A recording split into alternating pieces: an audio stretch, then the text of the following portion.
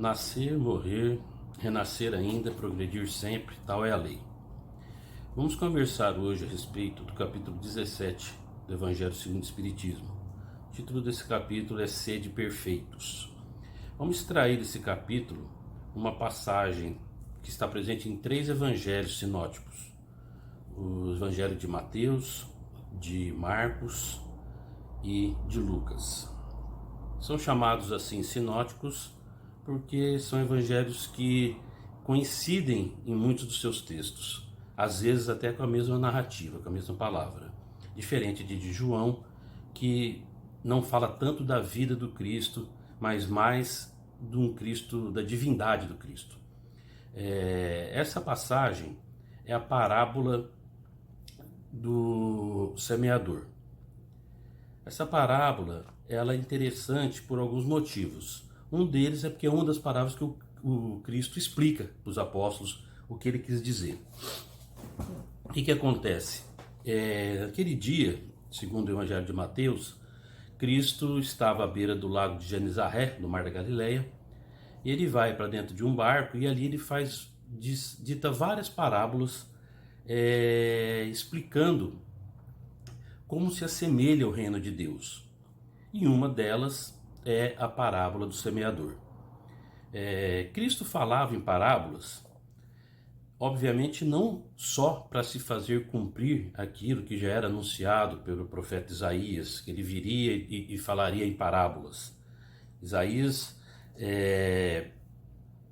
disse isso porque recebeu alguma orientação divina, para assim dizer. Então não era só para cumprir a profecia que o Cristo dizia. Ele falava em parábolas. Ele falava em parábolas, no meu entendimento, porque é uma forma de se ensinar sem que se perca o fundo moral durante os tempos.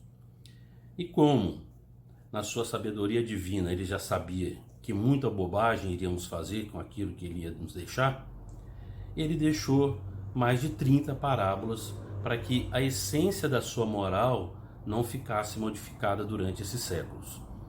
Então, por exemplo, hoje a gente vai ouvir uma história do Chapeuzinho Vermelho. Quer que a gente conte de uma forma ou de outra, com o desenho que coloquemos no meio dessa história que a gente vai contar para a criança, o fundo não vai mudar, que é para a criança obedecer à mãe. A parábola ela tem essa intenção de que o fundo moral fique. E essa parábola do semeador é uma parábola curta e eu vou ler do texto de Mateus para ficar mais gravado aquilo que o Cristo veio trazer. Foi a primeira das parábolas que ele conta nesse dia. Ele fala assim, que naquele mesmo dia, Jesus, tendo saído de casa, sentou-se perto do mar, isso daqui é Mateus contando, né? E se reuniu ao seu redor uma grande multidão de povo. Por isso ele subiu num barco, onde se sentou. Todo o povo estando na margem, e lhes disse muitas coisas por parábolas, falando-lhes desta maneira. Aquele que semeia, saiu a semear. E enquanto semeava, uma parte da semente caiu ao longo do caminho, e vindo os pássaros do céu a comeram. Outra caiu nos lugares pedregosos, onde não havia muita terra. E logo nasceu, porque a terra onde estava não tinha profundidade. Mas o sol, tendo se erguido em seguida, a queimou, e como não tinha raízes, secou. Outra caiu nos espinheiros, e os espinhos, vindo crescer, a sufocaram. Outra, enfim, outra parte, caiu na terra boa e deu frutos. Alguns grãos rendendo 100 por um, outros 60, outros 30. Que ouça aqueles que têm ouvidos para ouvir. Essa daqui é a narrativa do Evangelho de Mateus. Pois bem, quando Cristo explica para os apóstolos isso, ele assemelha esses solos à humanidade. As primeiras sementes que caíram ao longo do caminho se assemelham àquelas pessoas que ouvem as verdades dos céus, e não fazem nada com ela. Não modificam a sua forma de ver.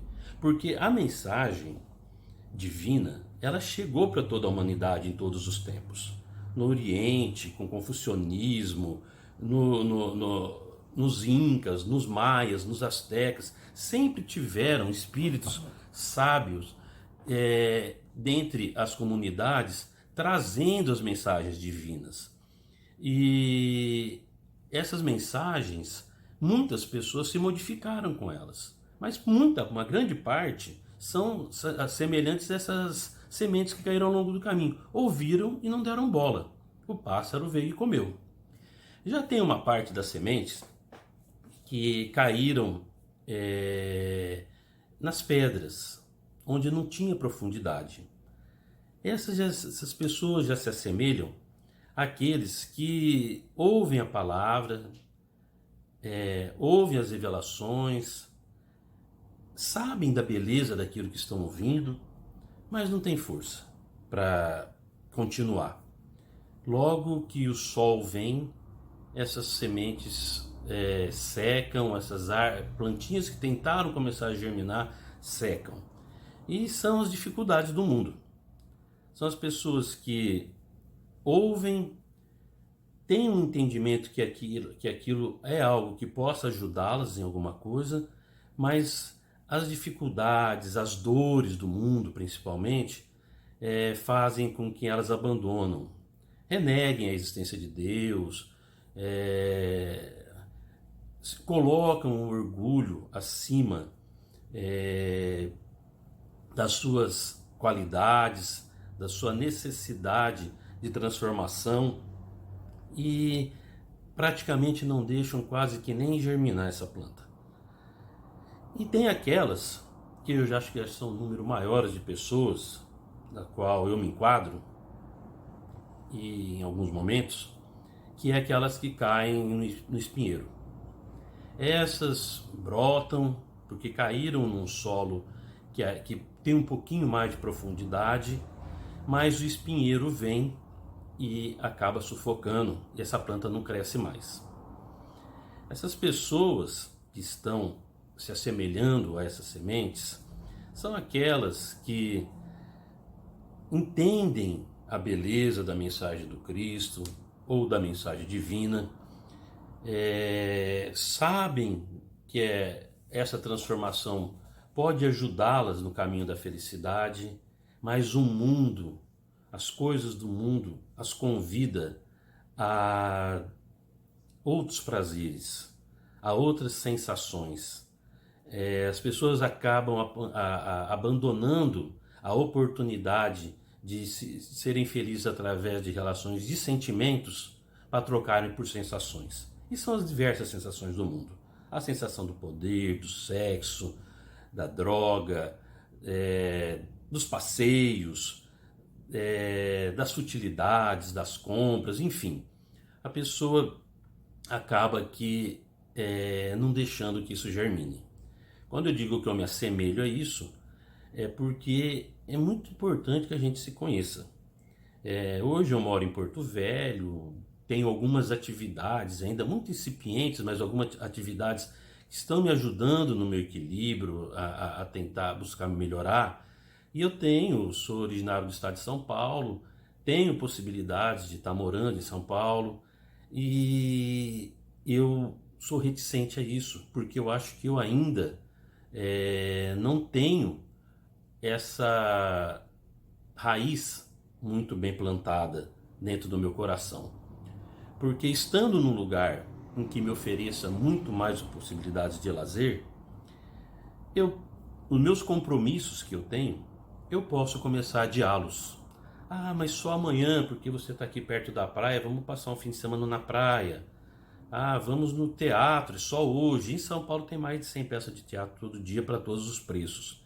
Enfim, eu não tenho ainda condições, eu pelo menos não me sinto ainda em condições, de estar tão firme no meu propósito ao ponto de estar morando em um lugar em que me oferte muitas coisas do mundo e eu deixo essas coisas em segundo plano e opto pelos meus compromissos. pela disciplina dos compromissos que eu tenho e que estão me trazendo equilíbrio hoje.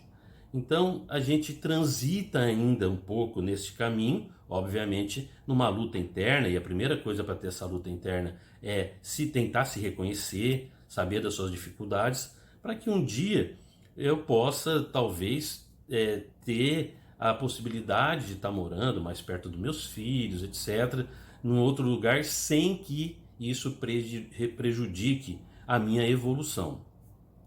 E Cristo fala de uma quarta leva de sementes, que é as que caíram em solos bons. E esses solos germinaram frutos. Todos germinaram igual? Não. Uns 30 por semente, outros 60, outros 100 por semente, né? Então, assim, esses são aqueles que realmente receberam a palavra, entenderam aquilo, a orientação de Deus, e estão se modificando. Quando a gente fala em receber a palavra, entender as indicações de Deus, nós não estamos falando de religiosidade aqui, não. Nós estamos falando daqueles que entendem a moral cristã, ou a moral do bem, e colocam em prática.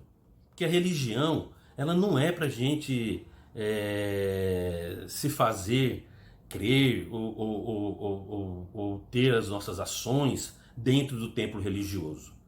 Lá a gente vai para se unir com os outros irmãos que são afins e se fortalecer. Mas a religião é para ser praticada aqui fora. É no seu trabalho, é nas suas relações comerciais, é nas suas relações com as suas amizades, é dentro da sua casa, com a sua família, enfim. A palavra, as revelações divinas, elas são, na verdade, para a sua transformação. E ninguém se transforma isolado em meditação. Ninguém se transforma internado dentro de um mosteiro. Você se transforma na vida, é com as dificuldades, é com suas decepções, é como você encara as suas dores. Então, essas sementes que germinaram são sementes que estão aprendendo a tratar com isso. E eu gostaria de fazer uma reflexão com vocês a respeito dessa germinação de uma forma não maniqueísta. Olha, é bem, é mal, eu sou essa semente, esse solo, eu sou aquele solo, porque a semente é sempre a mesma. As sementes são as orientações divinas. O solo é que muda. E eu gostaria que a gente transformasse esse solo para o nosso coração. E a gente verificasse em que momento que está o nosso coração. Porque dentro dessa mesma encarnação, nosso coração se apresentou em vários momentos diferentes. Foram vários solos que foram trabalhados aqui dentro. Nós já fomos o solo ao lado do caminho, nós já fomos o solo pedregoso, nós já fomos o solo que foi sufocado pelo espinheiro, e o nosso grande esforço é para ser o solo fértil. Se eu não posso ainda ser um solo que dou 100 sementes para um, eu posso ser o de 60, eu posso ser o de 30, eu posso ser o de 10. Eu posso estar começando a germinar os frutos dentro de mim hoje. Então a reflexão que eu chamo hoje é para que a gente identifique qual é o solo que está no nosso coração e a gente faça esse esforço para que nós possamos começar a germinar em solo bom. Para a gente possa tentar, no meu caso especificamente, tentar tirar os espinheiros do solo. Eu possa de fato entender que eu tenho força para isso, porque há aquilo que vem me trazendo no dia a dia, a alegria, a felicidade, ela me alimenta e faz com que de fato eu entenda que esse solo é bom. Porque se ele não me dá, às vezes, a sensação de alegria que é tão incipiente, que é tão momentânea, que as sensações dos prazeres da vida me dá, ela me dá uma alegria, uma felicidade mais duradoura, que é a felicidade que vem com o sentimento. E o sentimento, ele se trata da evolução do ser humano, que sai das situações instintivas, das situações sensualizadas, para uma situação mais forte. Então eu queria terminar essa conversa nossa com uma passagem aqui de dentro desse capítulo, que chama O Homem de Bem, e que Kardec é muito pontual quando ele nos coloca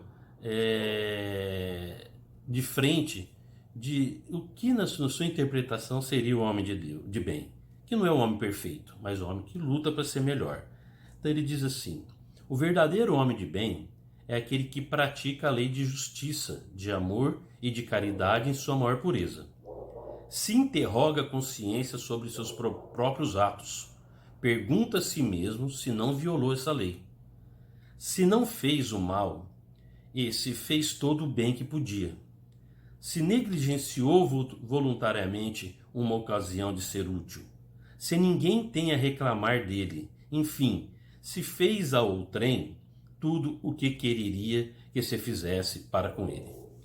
Pois bem, aqui nós temos, nessa definição de Kardec, que toda essa interpretação que nós fazemos da parábola e da nossa possibilidade de melhora, ela é muito íntima, ela é muito de cada um. Então tudo o que a gente procura através da reflexão não é para enquadrar as pessoas em qual solo elas estão, mas muito pelo contrário, enquadrar o nosso coração,